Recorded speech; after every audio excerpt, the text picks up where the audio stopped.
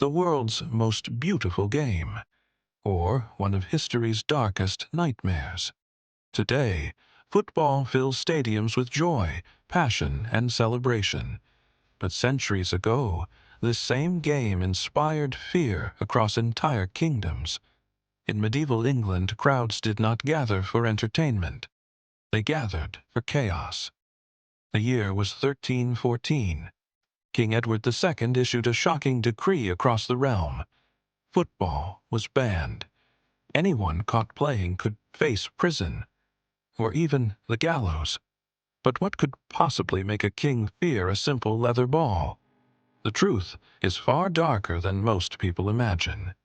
There were no referees, no rules, no boundaries, no organized teams. Entire villages fought against one another. Thousands of men surged through streets, markets, fields, and rivers in pursuit of a single goal. The whole town became the playing field. The only objective was to force a heavy leather ball into enemy territory, no matter the cost. What began as a game quickly became something else. Fights erupted, buildings were damaged, markets collapsed, and violence became part of the contest itself. To those who lived through it, this was not sport. It was war disguised as a game. Each match left behind fear, destruction, and heartbreak. When the crowds finally disappeared, silence returned to the streets.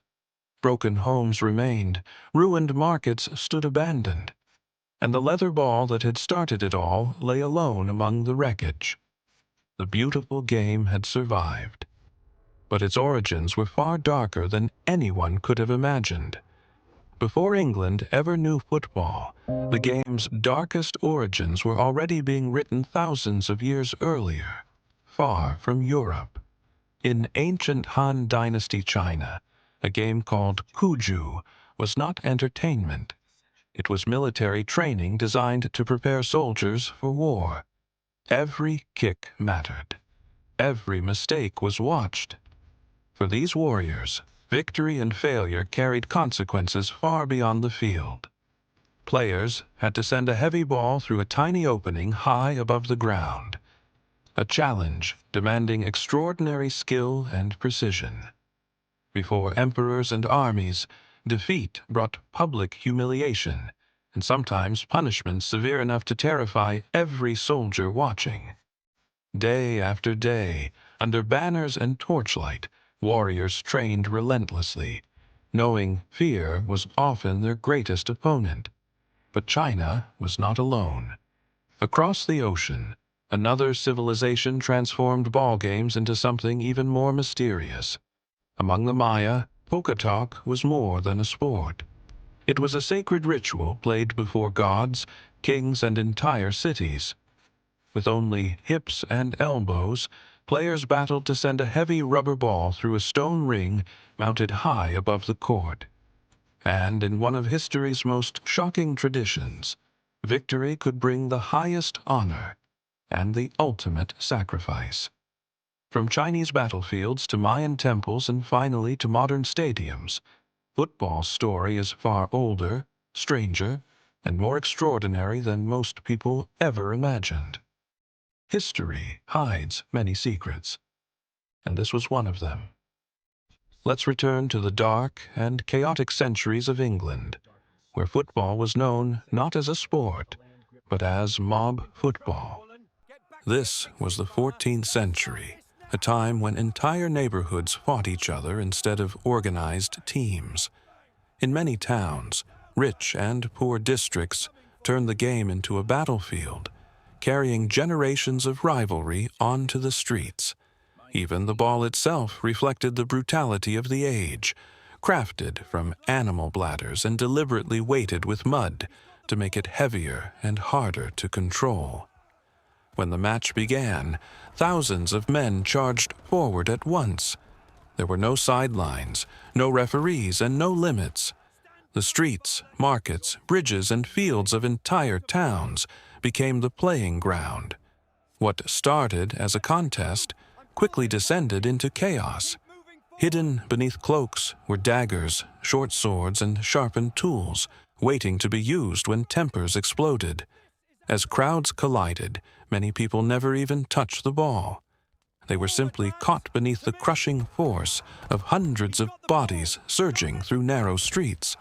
And when the game ended, the violence often continued. Old grudges resurfaced, revenge attacks erupted, and entire communities suffered long after the final struggle for the ball. The destruction became so severe that one king after another tried to eliminate the game completely. From Edward III to Richard II, from Henry IV to Queen Elizabeth I, rulers across centuries declared football a threat to public order. Yet the bans failed. The game survived in secret forests, hidden fields, and isolated clearings, where players risked prison simply to keep playing. For centuries, kings fought against football, but in the end, football proved stronger than every decree, every prison, and every ban. The game refused to die. The question is, how did a violent street war become the most beloved sport on earth? In 19th century England, elite universities faced a growing problem. Every school played football differently. Whenever students met on the field, confusion quickly turned into arguments and chaos. The old spirit of mob football was beginning to return. So, in 1848, a group of scholars gathered at Cambridge University. Behind closed doors, they attempted something no one had done before. They wrote football's first unified rules. For the first time, violence was restricted, and fairness became part of the game. A new idea emerged. The ball should be played with skill, not brutality. One simple rule changed football forever. No hands. Play with your feet. Suddenly, football became a game of movement, teamwork, and strategy. Then, in 1863, another historic meeting took place in London. Representatives from different clubs came together to shape the future of the sport. That meeting created the Football Association, and modern football was born. The age of mob football was ending. The age of organized football had begun. Even the word soccer emerged from the term association football, a nickname that would spread across the world.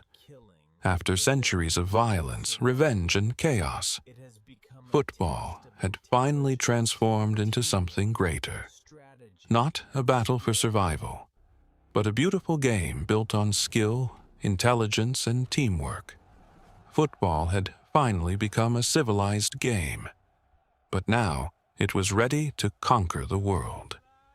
Wherever British sailors, traders, soldiers, and workers traveled, they carried one thing with them: a simple leather football.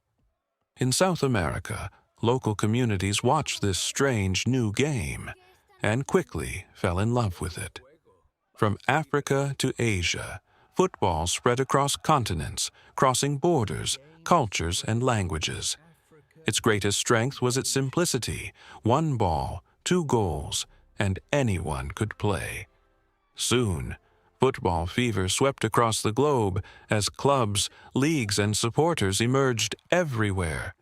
Then, in 1930, FIFA made a historic decision to bring the world together through one global tournament. Teams began a long and uncertain journey across the Atlantic, chasing football immortality. Montevideo welcomed the world with celebration, excitement, and the promise of history.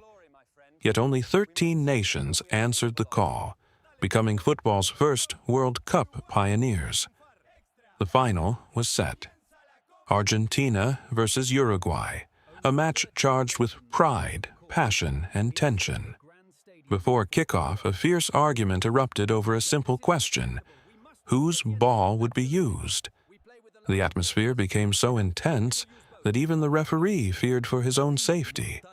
When the final whistle blew, Uruguay stood victorious, and an entire nation erupted in celebration. From bloody medieval streets to billions of fans worldwide, football had completed an extraordinary journey. The beautiful game had become a global empire,